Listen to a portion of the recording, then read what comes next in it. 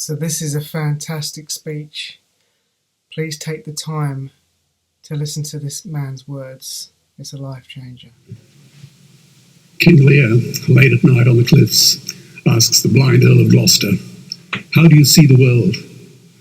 And the blind man Gloucester replies, "I see it feelingly. And shouldn't we all? Animals must be off the menu because tonight they are screaming in terror in the slaughterhouses, in crates and in cages, vile, ignoble gulags of despair." You see, I heard the screams of my dying father as his body was ravaged by the cancer that killed him. And I realized I'd heard those screams before. In the slaughterhouse, their eyes stabbed out and their tendons slashed, on the cattle ships to the Middle East, and the dying mother wail as a harpoon explodes in her brain as she calls out to her calf. Their cries were the cries of my father. And I discovered that when we suffer as equals. And in their capacity to suffer, a dog is a pig, is a bear, is a boy. Meat today is the new asbestos, more murderous than tobacco. CO2, methane and nitrous oxide from the livestock industry are killing our oceans with acidic, hypoxic dead zones.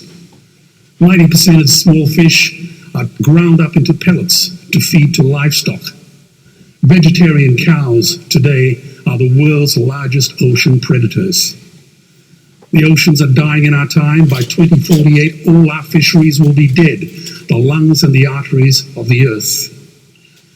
Billions of bouncy little chicks are ground up alive simply because they are male. Only 100 billion people have ever lived. 7 billion people live today. And yet we torture and kill 2 billion sentient living beings every week. 10,000 entire species are wiped out every year because of the actions of one. And we're now facing the 6th mass extinction in cosmological history. If any other organism did this, a biologist would call them a virus. It is a crime against humanity of unimaginable proportions. But happily, the world is changing. 10 years ago, Twitter was a bird sound. www was a stuck keyboard. Cloud was in the sky. 4G was a parking space. Google was a baby's burp. Skype was a typo. And Al-Qaeda was my plumber. Victor Hugo said, "There is nothing more powerful than an idea whose time has come." Well, animal rights today is now the greatest social justice issue since the abolition of slavery. Do you know there are over 600 million vegetarians in this world? And that is bigger than the United States, England, France, Germany, Spain, Italy, Canada, Australia, New Zealand, all put together. If we were one nation, we would be bigger than the 27 nations of the European Union. Can you believe that? And despite this massive demographic footprint, we are still drowned out by the raucous hunt and shoot and killing cartels who believe that violence is the answer when it should not even be a question. Meat kills animals, kills us, and is killing our economies. Medicare has already bankrupted the United States. They will need $8 trillion invested in treasury bills just to pay the interest, and they have precisely zero. They could shut down every school, Army, Navy, Air Force, Homeland Security, Marines, CIA, and FBI, and they still will not have the money to pay their doctor bills. And our Cornell and Harvard say that the optimum amount of meat in a healthy human diet is precisely zero. Water, as you know, is the new oil. Nations will soon be going to war for it. Underground aquifers that took millions of years to fill are now running dry.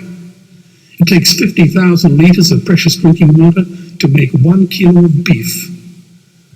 Today, 1 billion people are hungry. 20 million people will die from malnutrition.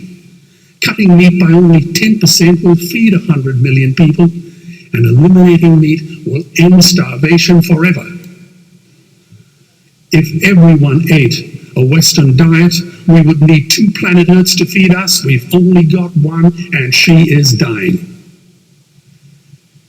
Greenhouse gas emissions from livestock is 50% greater than transport, as Peter said. Cars, trains, buses, ships, lorries, the whole lot. And as I travel around the world, I see poor countries who sell their grain to the West while their own children starve in their arms. And the West feeds it to livestock so we can eat a steak? Am I the only one who sees this as a crime? Believe me, every morsel of meat we eat is slapping the tear-stained face of a hungry child. When I look into her eyes, do I remain silent? The earth can produce enough food for everyone's need, but not enough for everyone's greed. We are facing the perfect storm. If any nation had developed weapons that could wreak such havoc on the planet, we would launch a preemptive military strike and bomb it back into the Bronze Age. But it's not a rogue state, it's an industry. The good news is we don't have to bomb it. We can just stop buying it. Sir George Bush was wrong. The axis of evil does not run through Iraq, Iran, or North Korea. It runs through our dining tables. Weapons of mass destruction are our knives and forks.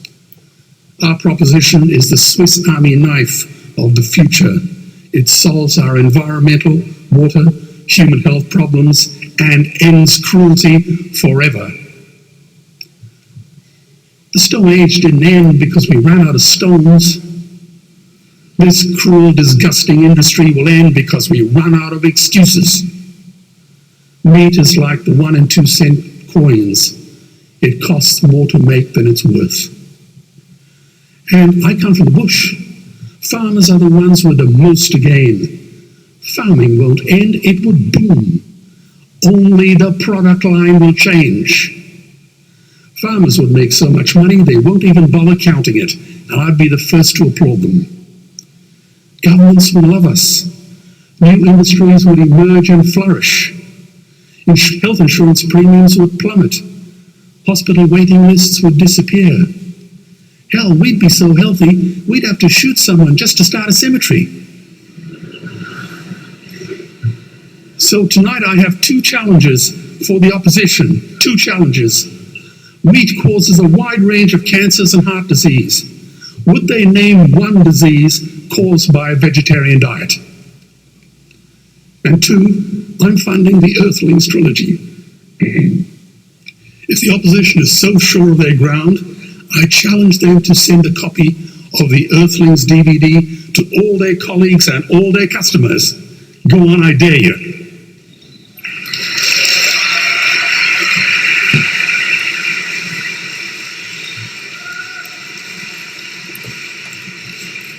Animals are not just other species, they are other nations, and we murder them at our peril. The peace map is drawn on a menu. Peace is not just the absence of war, it is the presence of justice. Justice must be blind to race, color, religion, or species. If she's not blind, she will be a weapon of terror.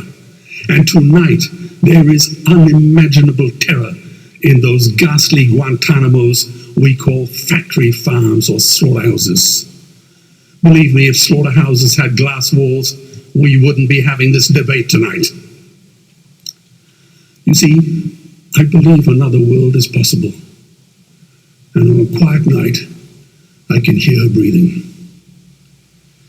Let's get animals off the menu and out of these torture chambers. Please vote tonight for those who have no voice. Thank you.